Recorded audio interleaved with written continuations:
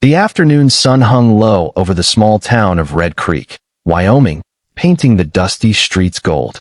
It was the day of the annual Harvest Festival, an event where families gathered for music, food, horse shows, and a charity auction. For 12-year-old Lily Carter, however, the festival was not something she had been looking forward to. She had spent the morning staring at the only good dress she owned. It was an old blue dress her mother, Sarah, had bought years earlier at a secondhand store. The fabric had faded, one sleeve had been carefully stitched, and the hem had been repaired more than once. Still, Lily loved it because her mother had told her, "A dress doesn't decide the kind of person you are." Sarah was a widow who worked 2 jobs to keep food on the table. Her husband, Daniel, had died 3 years earlier in a ranch accident, leaving her to raise Lily alone. Money had been tight ever since, but Sarah never allowed her daughter to believe that being poor meant being less worthy. When they arrived at the festival, Lily tried to forget about her dress. She smiled as her mother bought them 2 small lemonades and watched the horses running around the arena. Then Lily heard laughter. A group of wealthy teenagers stood near the picnic tables. Their parents owned some of the largest ranches in the county. One girl pointed at Lily's dress and whispered something to her friends. They laughed louder. "Is that dress from a museum?" one boy joked. Another girl looked Lily up and down. "My grandmother had curtains that looked exactly like that." Lily's face turned red. Sarah immediately stepped forward, but Lily grabbed her hand. "Mom, please," she whispered. "Let's just go." Before Sarah could answer, a deep voice came from behind them. "That's enough." The laughter stopped. Standing a few yards away was John Walker, the most successful rancher in the county. People called him the Cowboy Millionaire because he had built his ranching business from nothing. He wore a dusty black hat, worn boots, and a simple denim shirt. Despite his wealth, John rarely behaved like a rich man. He had heard everything. John walked toward Lily and looked at her dress. Then he smiled. "That's a beautiful dress," he said. Lily looked confused. Really, John replied. "You know why?" She shook her head. "Because someone cared enough to repair it instead of throwing it away." The teenagers became quiet. John turned toward them. "You laugh because a girl wore an old dress. But you know what I see? I see a child whose mother worked hard to give her something special." One of the boys shrugged. "We were only joking." John's expression became serious. A joke is supposed to make everyone laugh.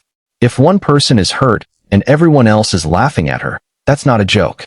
Nobody answered. Then John did something that shocked everyone. He took off his expensive black cowboy hat and placed it over his heart. "Lily, I owe you an apology." She stared at him. "For what?" "For living in a world where a child can feel ashamed because of something she shouldn't have to explain." Sarah's eyes filled with tears. But John wasn't finished. He walked toward the festival auction stage, where the town's charity committee was preparing for the evening event. He climbed the steps and asked for the microphone. The crowd turned toward him. "I was supposed to donate 1 horse to tonight's auction," John announced. "Instead, I'm changing my donation." People began whispering. John pointed toward Lily. "I am creating a scholarship fund in this girl's name. It will pay for her education through college." The crowd erupted in applause. Lily stood frozen. John continued. "And that's not all." He looked toward Sarah. "Mrs. Carter, you have been working 2 jobs since your husband passed away. Starting tomorrow, you won't need to work both." Sarah shook her head quickly. "No, Mr. Walker. We can't accept charity." John smiled. "I didn't offer charity." The crowd became silent. "I offered opportunity." He explained that his ranch needed an experienced bookkeeper to manage accounts, invoices, and payroll. Sarah had studied accounting before marriage but had never been able to use her degree after becoming a mother. "I've seen your work at the feed store," John said. "You're organized, honest, and better with numbers than anyone I've hired." Sarah couldn't speak. "I want you to manage the financial office at Walker Ranch," he continued. "Full salary, health benefits, regular hours, and enough flexibility that you can be home with Lily." Tears rolled down Sarah's cheeks. "But why?" she whispered. John looked at Lily. "Because sometimes people don't need someone to rescue them. They need someone to open a door." The teenagers who had laughed earlier stood completely silent. Then something unexpected happened. The girl who had mocked Lily stepped forward. Her name was Emma. She looked embarrassed. "I'm sorry," she said quietly. Lily didn't respond immediately. Emma swallowed. "I shouldn't have laughed at your dress." Lily looked at her mother. Sarah nodded. Lily finally smiled. It's okay. Emma glanced at the dress. My grandmother used to sew dresses too. Lily smiled wider. Maybe she was good at it. She was, Emma said. The tension disappeared. Later that evening, John found Lily sitting beside the arena fence, watching the horses. You really didn't have to do all that, Lily said. John sat beside her. I know. Then why did you? He looked. Across the field. Because when I was your age, I had one pair of boots. They were too big for me because they belonged to my father. Kids laughed at me. Lily looked at him with surprise. You were poor. John laughed softly. Very. What happened? My father told me something I never forgot. He said, son, never be embarrassed by what you have.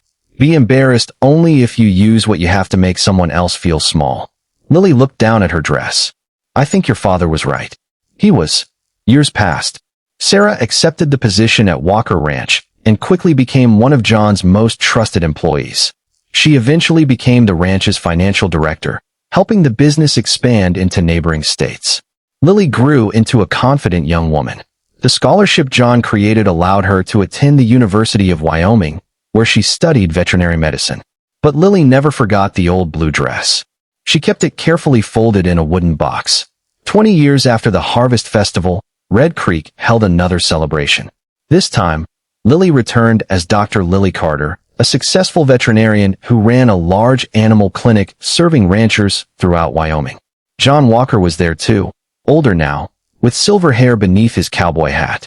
During the celebration, Lily walked onto the same stage where John had once changed her life. She held the old blue dress in her hands. This dress taught me something, she told the crowd.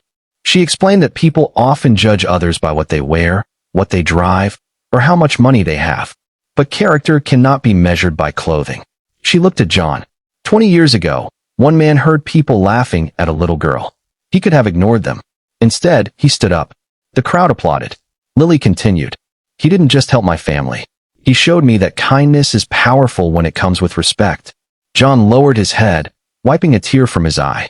Then Lily revealed one final surprise. She had created the Blue Dress Foundation, a charity providing clothing, scholarships, and educational opportunities to children from struggling families across Wyoming. I named it after the dress everyone laughed at, Lily said. The crowd stood and applauded. John walked onto the stage. Lily hugged him tightly.